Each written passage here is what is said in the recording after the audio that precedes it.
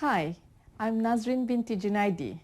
This is Environmental Health Lecture.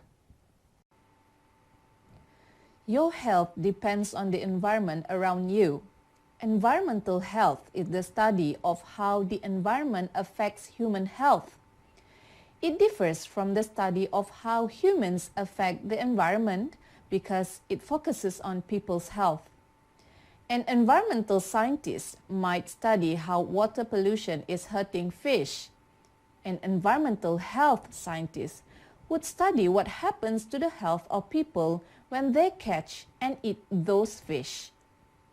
Environmental health is not just about the health of the environment.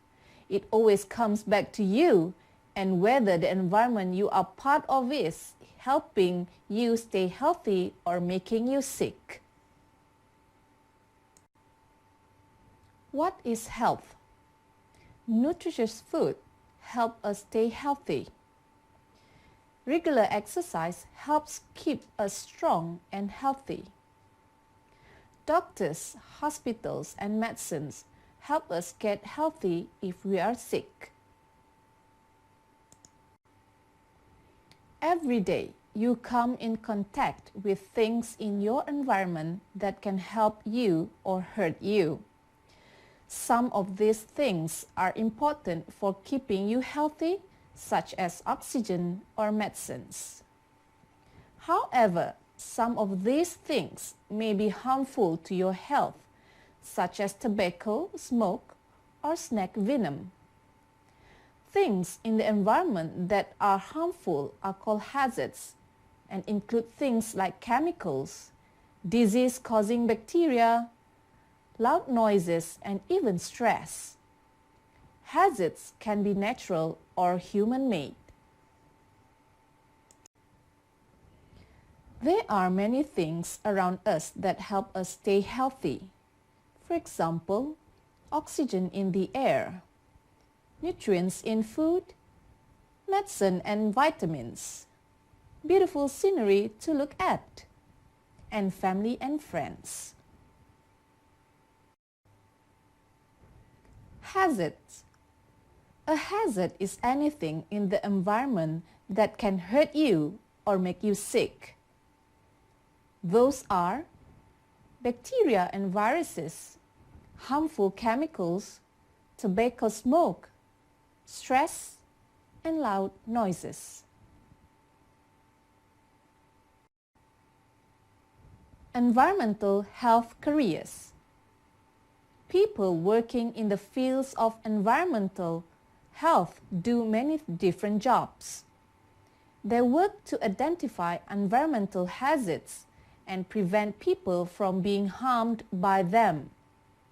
Some are scientists working in laboratories. Some work for the government, writing regulations and studying pollution. Some work for corporations to help make sure that workplaces are safe and that the environment is kept as clean as possible.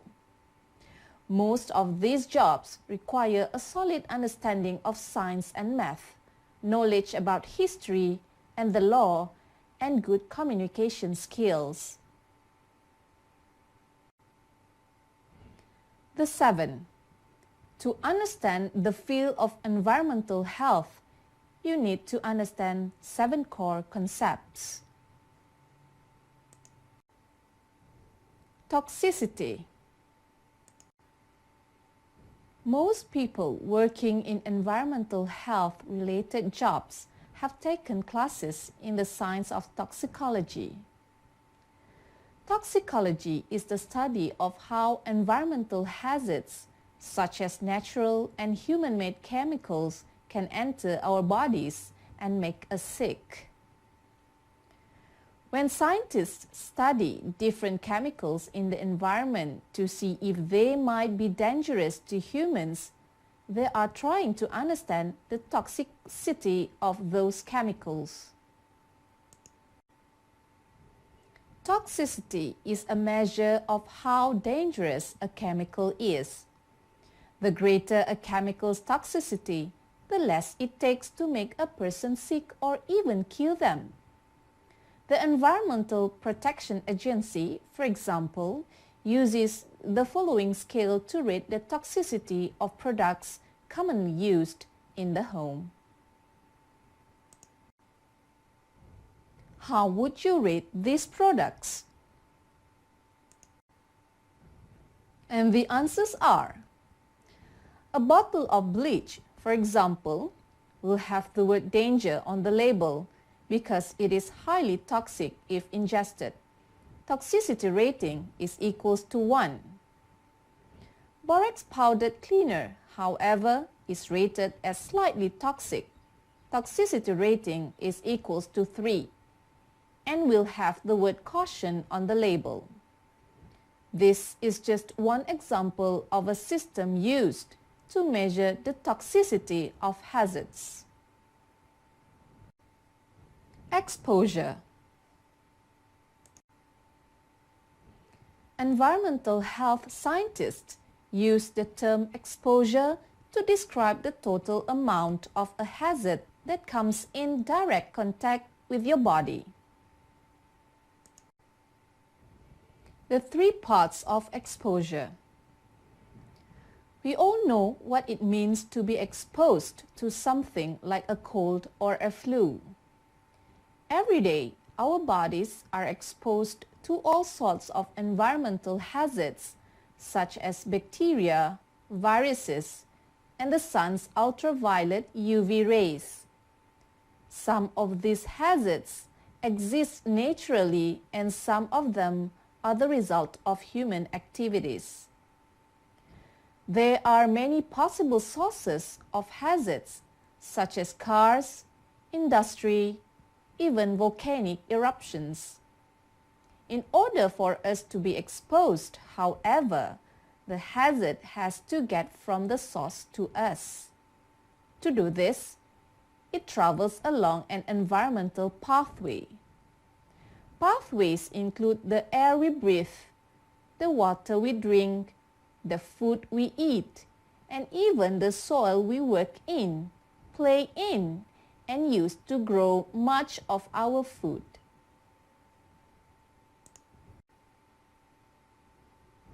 Which route will the hazards take? Once you have come into contact with a hazard, it can get into your body through different routes. You can breathe in, inhalation.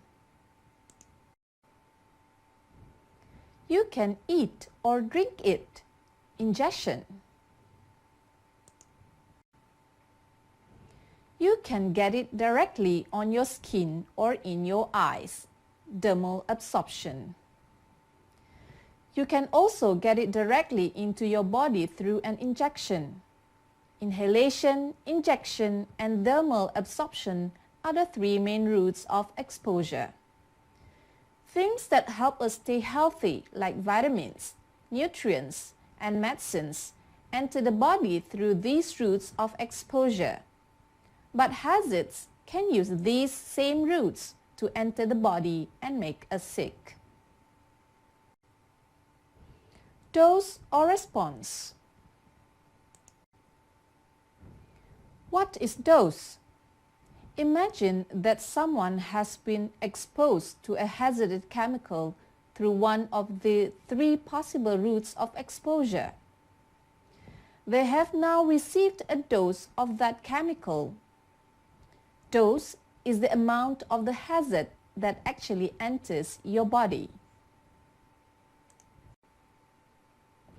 The amount someone gets into their body, their dose, depends on many factors, including how long you are exposed, how often you are exposed, and how big or small you are.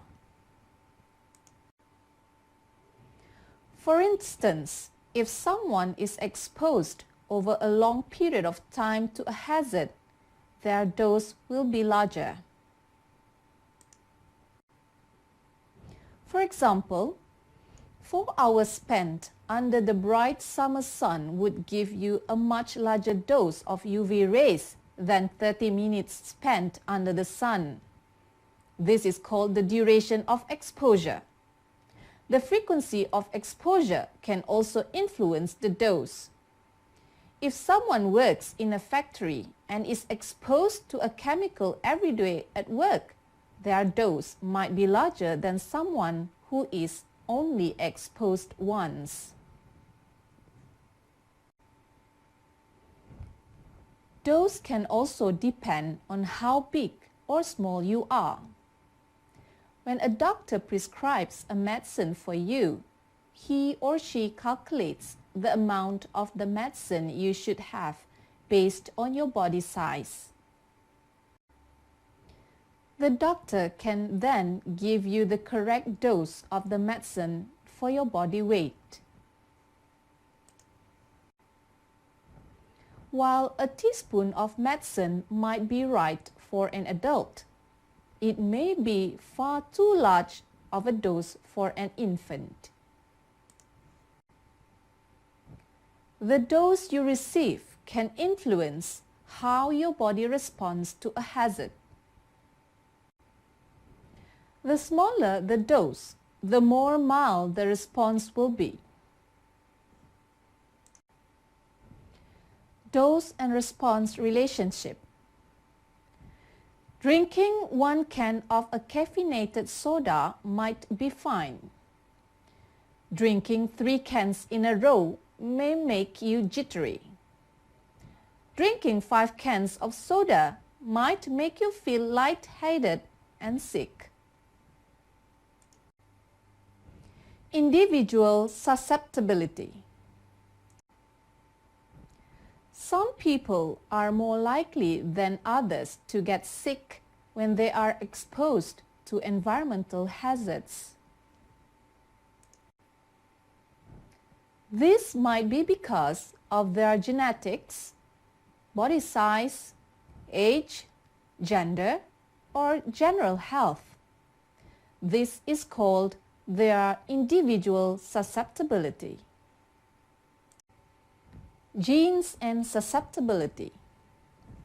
For example, some people are more likely than others to get sick when they are exposed to certain kinds of pesticides just because of their genes. We all know that genes help determine things like hair color and eye color, but they also lead to some important and invisible differences in the way bodies work. It turns out that some people have a more extreme response to certain pesticides because of their genes. These people are said to be more individually susceptible to pesticide poisoning. Someone who lives or works on a farm where pesticides are sprayed might want to know how susceptible he or she in order to avoid exposure and stay healthy. Risks and benefits. What are the risks and benefits? We live in an industrial society that depends on the use of both natural and human-made chemicals to function. The use of these chemicals results in benefits to society as well as risk.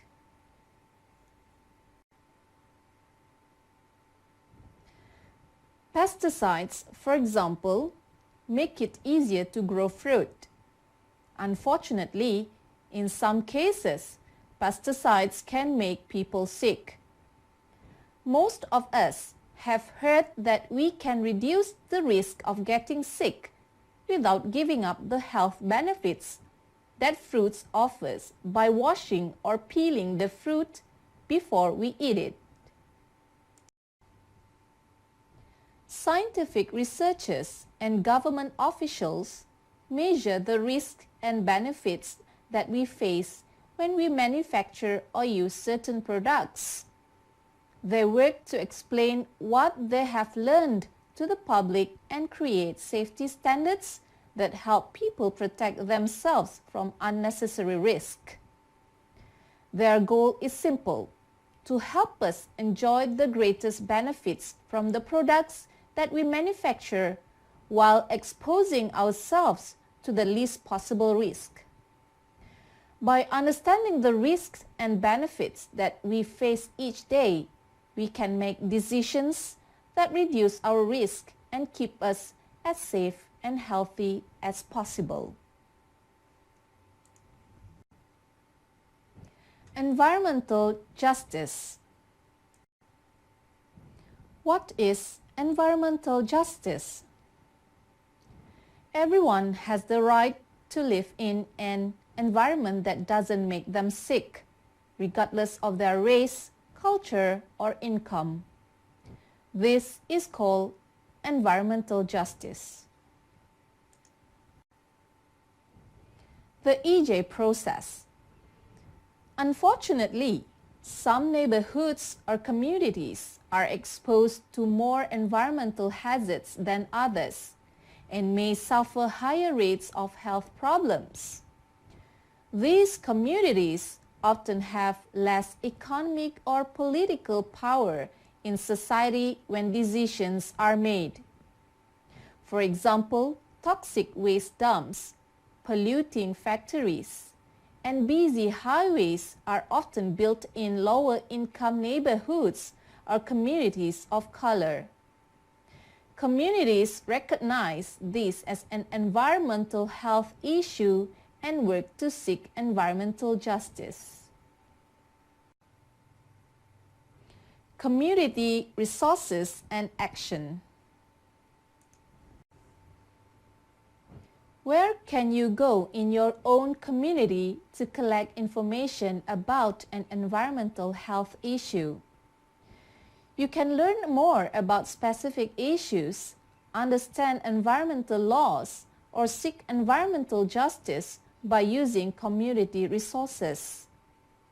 Community resources include places like the library and the city hall. You could search the internet for local, state, or federal agencies that can give you information about your issue. You can also talk to environmental health scientists at local universities or health departments and ask your teachers and family members what they know about the issue. How can you take action? Once you have gathered your resources and studied the issue carefully, it's time to take action. First, ask yourself what you as an individual can do to help solve the problem. If you are concerned about air pollution, for example, you might decide to walk to school instead of getting a ride in a car. Next, ask yourself how you can share what you have learned with others so that they can help too. Maybe you could write a letter to the editor of your local newspaper or speak to your community council or school board. Maybe you could create a flyer to hand out in your neighborhood. There are many great ways to get the word out and make positive changes in the world. Use your imagination and be creative.